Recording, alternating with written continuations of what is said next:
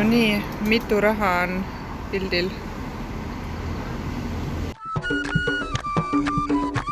Ma olin kukkinud rendiauto alates eilsest, aga mu plaan oli täna see üles korjata. Lasin seda tuua endale lähemale, aga nad ootasid mind eile ja ma ei läinud autole vastu ja siis ma pean ise nende juurde minema ja ma ei tea, kas ma üldse saan autoga siin aega. Ma olin ikka päris nördinud, kui ma sain teada, et ma olen midagi ära käkkinud ja et kogu mu missioon võib ohus olla. Aga nüüd ma olen autoroolis valmis rallima.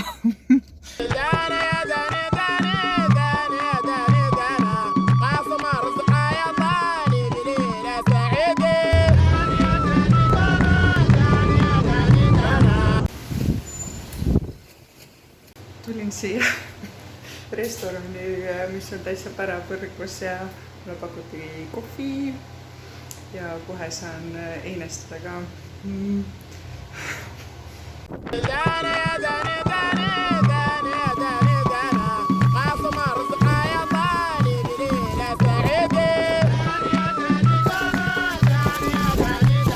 Oli see ülimaitsev ja kosutav söök ja läks ainult 3 euri ja 30 senti maksma. Siin sai kusjuures kaardiga maksta. Väga äge.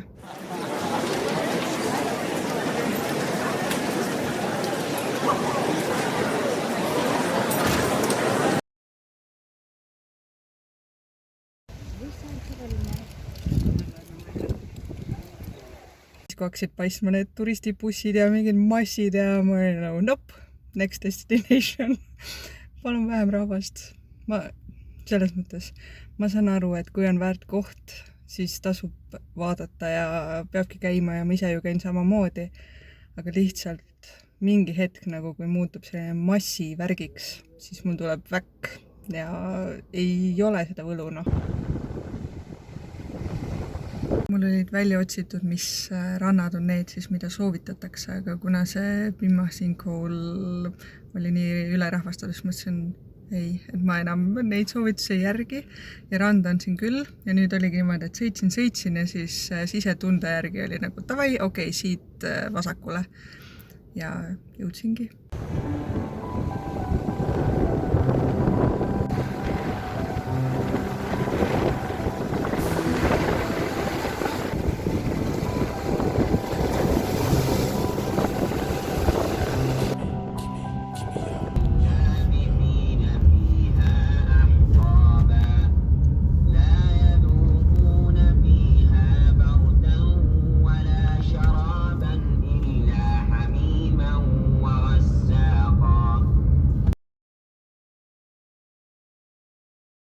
Lähe asjad nii, nagu ma kujutasin, et asjad on. Ma vist budgetisin ka liiga kõvasti selle hotelliga või see vist ei olegi hotell, see on mingi külaliste maja ja ma tavaliselt alati panen, et on privaatne vannituba ja dušš ja värgid. Aga nüüd on niimoodi, et vannituba ja dušš on kuskil 1. korrusel ja ma olen 5. Okei, 5. ei ole, 3.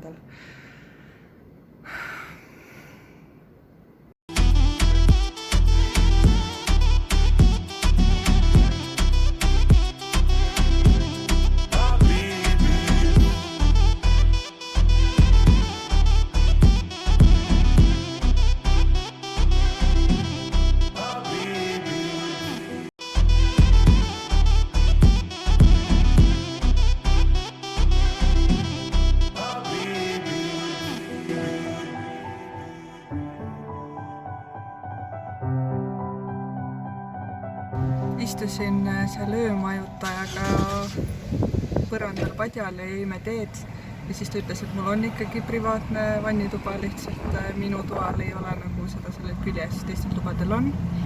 Ja nüüd ta tuli ID-kaardile järele ja hakkab mind helitama teega. Oh, thank you very much.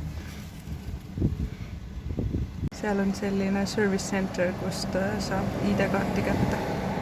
Sealt ta tulebki. See on see päris elu, mida ma otsin. Ja ma olen praegu jälle heas tujus.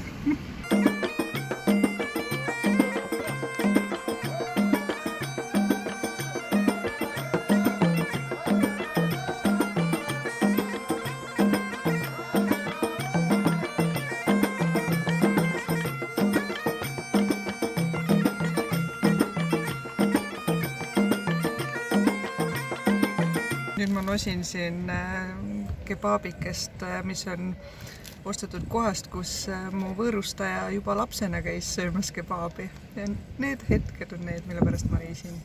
Ma olen nii tänulik.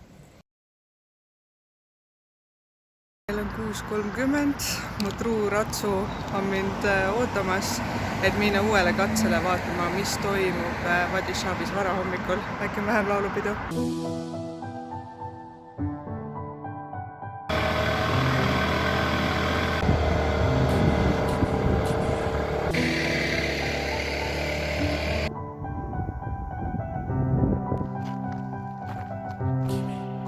Raputasin selle ehitusmehega maha ja olengi täitsa üksi siin.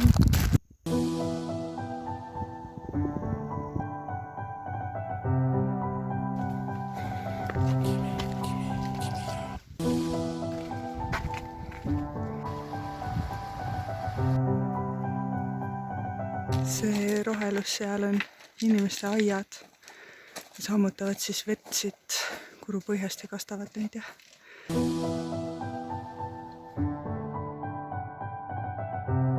tuli välja, et see mees ei olnudki ehitaja, vaid ta oli samamoodi tulnud hommikul vara matkama enne, kui rahvahulgad kokku tulevad.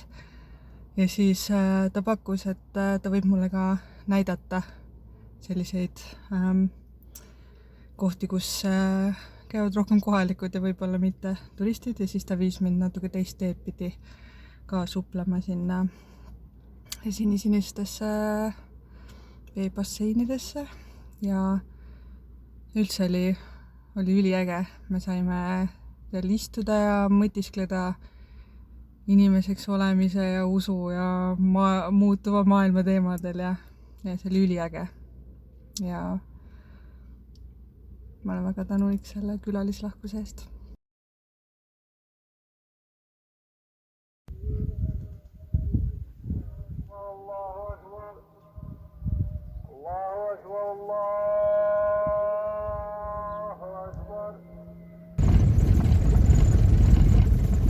Then we will meet together and we'll go to the view.